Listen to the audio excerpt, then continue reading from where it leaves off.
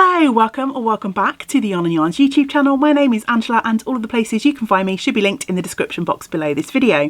Here on the channel you'll find me chatting about my adventures in knitting, spinning, crochet, weaving, all of the fibre related things.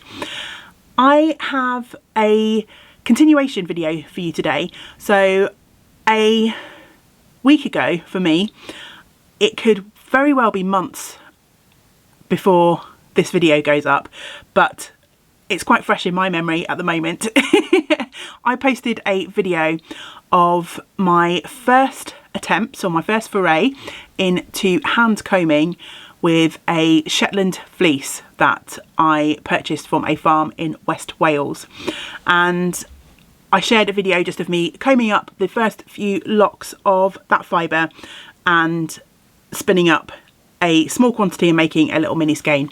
So I shall link that video for you either up above or down below if you want to kind of rewind and either reacquaint yourself with what I'm up to, or perhaps you haven't seen it if you're new to the channel. I had a lot of lovely comments on that video and some kind encouragement from everyone who said that they would be interested in following along the journey as I continue working with that fleece. So this is the next part of that video. I have, since I posted that video, been spinning through the quantity of little fibre nests that I combed up. So this is my little basket that I'm keeping the project in. I still have a fair few number of the nests that I combed up, but I am also at the point now, let me just put my basket down for one moment, where I have pretty much filled up this spindle. The spindle, I know, doesn't look full and it's not full to bursting, but because I'm trying to spin a relatively fine yarn with this fleece, I've got to the point now where I can feel the spindle starting to struggle. I'm having to put quite a few more twists into each bit of yarn that I'm making to get it to the same consistency. So what I'm going to do today is wind this off of my spindle. My plan is, although I have quite a few different spindles, a lot of them are different weights, and I am really enjoying spinning this particular fleece on this particular spindle. So my plan is to continue to just utilise this one spindle for now. I do have, hopefully, another spindle coming that's of similar weight to this. So when that comes, if it works out, then I might fill up 2 spindles before I wind off. But for now, I'm just working with this one. So my thought is to wind this off of the spindle today, and while I'm doing that, I want to weigh roughly how much I have put onto the spindle, because that will give me an idea of quantities when I'm trying to prepare the next batch of fibre. What I'm thinking is that once I know how much weight wise is on this spindle, I can then comb my fleece up in batches of that weight, which means that each of my storage bobbins will have approximately the same amount of fibre on it when I come to ply. So that is my current plan, and that's what I'm going to do today. So what I'm going to do is wind this off, and I'm going to put it onto a super fancy storage bobbin. So yes, some of you may already have guessed that I am going to be employing the help of a super fancy toilet roll centre. So this is going to be my sort of storage system for this fibre. I am imagining that because I am spinning on a spindle, that I'm going to end up with lots of little storage bobbins, because I'm not going to be overloading my spindle. So I'm going to weigh this empty, wind my fibre off onto the bobbin, as I'm going to call it, and then weigh again so that I know roughly what quantity of fibre that I have. Hopefully that makes sense. So I've got my little sort of jewellery scales here, which are pretty handy for small quantities of things, and my toilet roll centre weighs 5.5 grams. So let me grab a pen. I'm also going to label these storage bobbins so that I can tell the order in which I spun them, and then when I ply them I will probably ply bobbin number 1 with bobbin number, let's say 20 will be the last one that I spin. I think there'll be more than 20, but if the end is 20, then I'll apply 1 and 20 and then 2 and 19 to try and work out or even out any inconsistencies between my first spun yarn and my last spun yarn, if that makes sense. So I'm going to label this bobbin as number 1, and I'm also going to put a little note just for myself, 5.5 grams empty on there, just because I know what I'm like. Even though it's not going to take that long to wind this off, my mind will be wandering off in all directions and then I'll start convincing myself that this weighed something other than it did. So yeah, let's get winding. Okay, so a little bit of a strange angle, but you can see the top of my ball winder. I actually have 2 ball winders, but this plastic one is slightly thinner. The sort of stem of the plastic bobbin is slightly thinner, and I can fit the toilet roll over it a little bit more easily. So I can pop that just over that sort of centre point there, and then I can attach my yarn. I've already cut a small slit somewhere. Here it is. I don't know if you can see that, just where my fingers are. I've cut a small slit into the top of that toilet roll, which will act as my beginning part to secure this yarn in. Oops, I need to add another slit to the other side. Okay, so I've attached that just as I would have to the sort of slit in the ball winder, and now I'm going to start winding. So I'm going to hold my spindle out away. Sorry, the camera's trying to focus in here rather than over here. Let me try, and there we go. So I'm going to hold my spindle out and away from my bobbin, and I'm just going to wind on to the bobbin. I'm going to go nice and slowly, because sometimes having sort of wound my yarn off of spindles in this way before, sometimes I know they have a tendency to sort of snarl up at one end or another. So I'm just going to go nice and slowly, so I'm not putting any kind of extra pressure as such onto my spun yarn. And I'm just going to keep going until this is all wound up.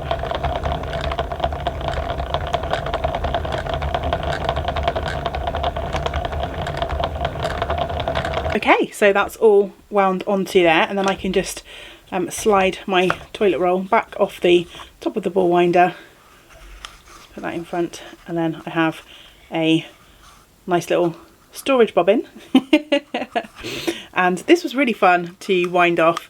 There are some dark patches and some light patches in this where I've just randomly picked up and spun sort of various nests of fibre, and I think this is going to make for quite an interesting, slightly sort of variegated yarn. But I need to go and weigh this now to see how much fibre. It looks like there's quite a lot of meters on there, but I'd be interested to see what that equates to in weight. Okay, so back over at my desk again with my scales, so I can pop this on, and it now weighs 25.5 grams, so that's quite easy. That means there are 20 grams of fibre, so I'm just going to put 25.5 full, 20 grams fibre or yarn. So yeah, that's really useful for me to know now, so I can plan to comb up my fibre into my basket in multiples of 20 grams, so that my bobbins are roughly the same as we progress through the project. I think that will give a nice rhythm to the project, because I know if I'm going to spend an afternoon combing, then I will aim to comb 20 grams of fibre, and then I can spin through that batch in my basket before I go back to combing the next, etc, etc. So I think I'm going to weigh what I have left in my basket, and then see if I need to comb up any more before I start my next spindle worth of spinning. So I just weighed what was left in my basket, and I have 12 grams of combed fibre in there. So I need to comb up another 8 or so grams, and then I'll be ready to start spinning my next batch. So ooh, my hair's got caught in the basket. So I think I'm going to have half an hour of combing now and see how much I can do before I have to go out to work this afternoon. So while I am doing a bit of prep to try and get my 8 grams in my basket, I thought I would just chat to you a little bit about some of the tips that I received on my last video.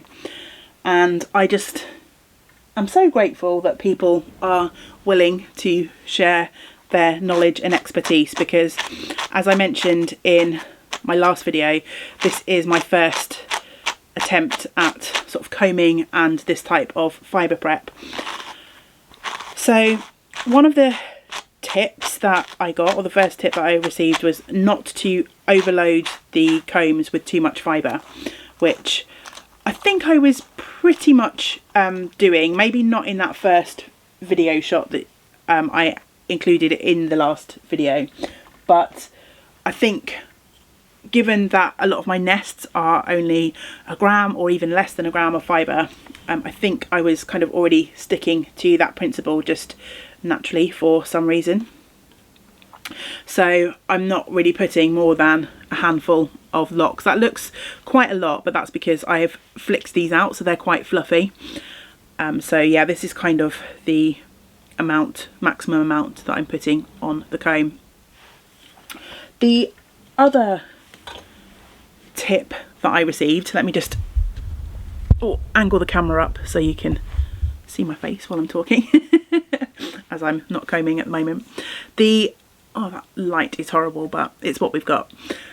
The other tip that I received, I think when I prepped the first bunch of nests, I did 3 passes on the comb. Obviously that makes it an uneven number, so if you are trying to strive for making sure that you're spinning from the same end of the fibre all the time, then you need to do an even number of passes through the combs, which makes sense. So let me just hold my comb up again. So I've filled this up with the butt end in the teeth of the combs. So when I comb away, then obviously I'm transferring, so the tips go onto the comb first. So if I want to keep the alignment and spin from the same end, then I need to do an even number of passes, which of course now makes sense. However, I'm not sure how good I'm going to be at keeping track of that. So for this particular yarn, this is my first kind of experiment into this type of prep. I'm not aiming for perfection. So I know there are spinners who prefer to spin from one end of the fleece to another. So some prefer tip and some don't mind. Some like spinning from the butt. I think it's just personal preference, and probably comes down to what type of fleece that you've got as well. Again, I'm no expert on this. This is my kind of first forays into this, so don't take my knowledge as gospel. There's plenty of videos here on YouTube from spinners who are much more experienced in taking their fleece right through to fibre to yarn. So yeah, if you want more informed information than I can give, then there's plenty of resources out there now. The other tip that I got, which is related to me flicking these locks, so I'll go back to flicking for a bit. So I have these beautiful dark locks. Let me see if I can get the camera to focus in on those. Can't quite see, there's a bit of glare on my screen. Hopefully that's focused. And these are really tightly crimped, but also really matted, and they've got quite a lot of veg matter in. But it's this part of the fleece that has these beautiful deep greys compared to some other. Let me just pull another bit of the fleece off. So this is a sort of another lock. You can see the difference in colour on the camera there for sure. So I definitely want to get some of this lovely dark grey into my yarn. So it's worth it to me to take the time to flick these out. And I believe that someone left the comment that I think in the first video I was just flicking out the tips with this flicking brush, and someone in the comments said also think about flicking out the butt end of these as well, because it helps to separate out the fibre and means that you get less waste overall on the combs. So I have started to do that now as well, so thank you for that tip. I was just kind of gripping the locks by the butt and not sort of flicking out both ends.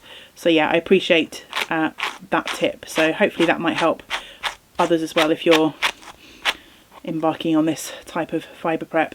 And you can see straight away with just a couple of minutes of flicking while I've been chatting, that's really opened out both sides of those, which will make it much easier to comb. And I'm getting some sort of neppy bits of waste on my flicking brush,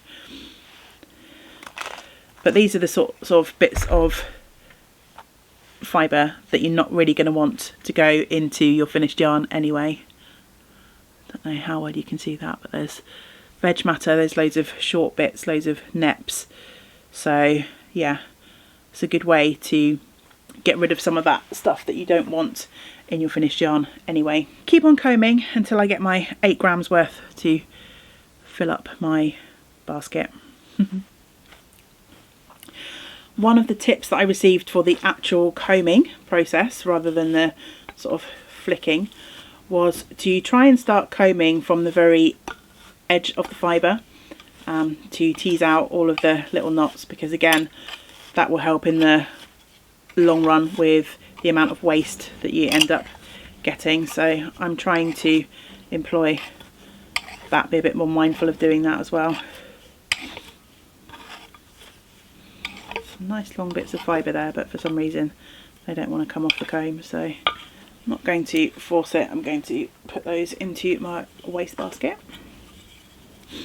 And of course, as I said before, you just need to be very careful when you're using these combs, because they can be quite sharp, and I know it might look on the camera like I'm being a bit haphazard, but I am holding these well away from myself as I'm combing and making sure that there's no danger of them flying off into my legs or my lap and causing me a nasty injury. So that's 2 passes on the comb. I think I might go for 4. There's still a few neps in here that I'd like to get rid of. That one can just pull out. Pull that bit out as well. I noticed as I was spinning that first batch on my spindle that a few neppy bits had crept through, which I was expecting more than there were, to be honest. I think that's a testament to the quality of this fleece rather than my prep skills, because my prep skills are definitely lacking at the moment, but hopefully, as with everything else, it'll come with practice. But it was quite easy to deal with those in the spinning. I just pulled them out as I came across them, and I'm sure there'll be more when I'm plying up as well. I can also pull out any that might have escaped my attention. So that's 3rd pass, so let's go one more to try and keep the even number going. There's so much veg matter coming out of these sort of darker locks because they were just so tightly matted up together. And again, in the spinning there was a few bits of veg matter crept through this process too. The tines on these combs, I think I mentioned in my first video that I have no idea what these combs are, but the tines on these are quite spaced out, and I feel like this is quite a nice fine fleece that maybe I would benefit from some slightly finer combs, but this is what I have, and I'm not going to rush out and buy more combs at the moment. If I see any for sale on a marketplace or a de-stash secondhand, then I might try and grab them. The other thing is I haven't yet found myself any sort of diz. But again, I had a few tips for things that could be used as dizzes. A few people said that they only ever use wooden buttons, which is brilliant because I know I've got some somewhere still. I just haven't made the time to search them out. I had really one lovely idea. Someone said that they have a shell from the beach with a hole in it, which you know how much I love my local beach, so I will definitely be keeping my eyes open for a shell that I might be able to use as a diz. So okay, pull that off.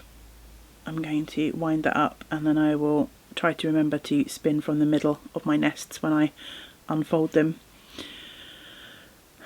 So one lovely little Shetland combed nest to add to my basket. I'm going to see how many more I can do before I have to head out to work.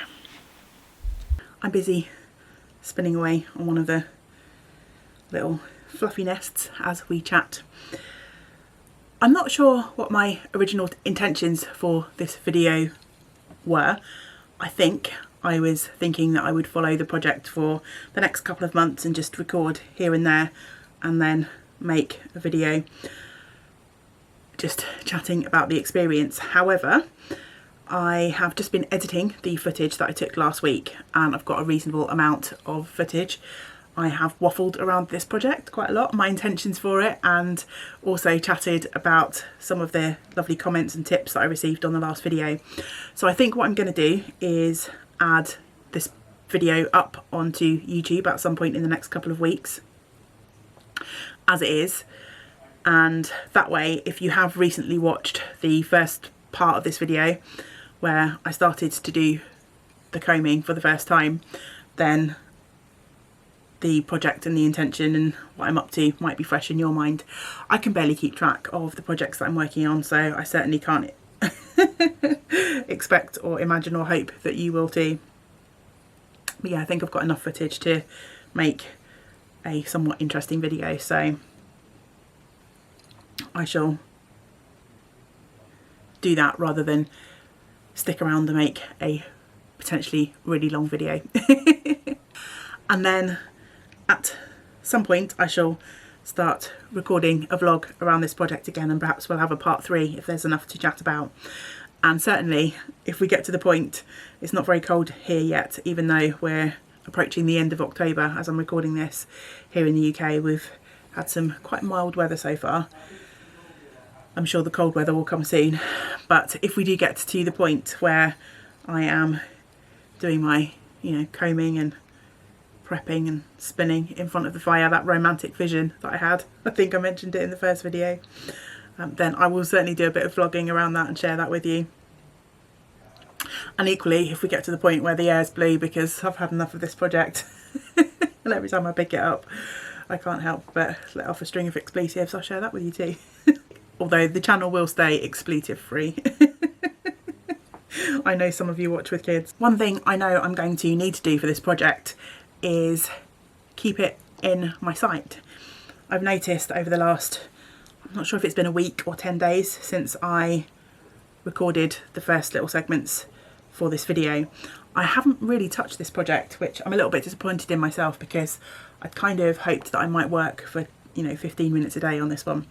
But I think because my fleece is up here and I left my basket with my combed nests and my spindle up here too, it's been a little bit out of sight, out of mind, and because this is going to be a long-term project, I need to make sure that it's somewhere easily accessible so that I don't have, not an excuse, but I don't forget to progress on it. Otherwise, rather than a project to see me through winter, it could be a project to see me through several winters, and I hope that I don't leave it languishing for that long. I really enjoy it when I do it. It's just that I don't know if you find it, if I've got a project bag or a project basket in this case somewhere handy to grab in the evenings where I don't have to kind of travel around the house too much in search of it, then I'm more likely to reach for it than if it's, for instance, as my stuff is tucked away up here in the attic room and I don't have it sort of within easy grasping range, then I can quite easily leave the project on the back burner. So yeah, something I need to be mindful of over the coming months. When I pick this up and work on it, I'm really motivated to work on it. So yeah, hopefully I can find the right balance. If you've got any tips on how you keep motivated for a long-term project, or how you find balance when you are working on a bigger project, then I'd love to hear those in the comments below, please. Thank you. So yeah, I'm going to wrap up. Well, actually, before I wrap up, let me just talk to you about something that I have been enjoying while I've been spinning. I have been employing the use of one of these lovely cuffs that were sent to me by Deb, who is one of our community members here. And as you can see, I've got part of my nest tucked down inside this cuff.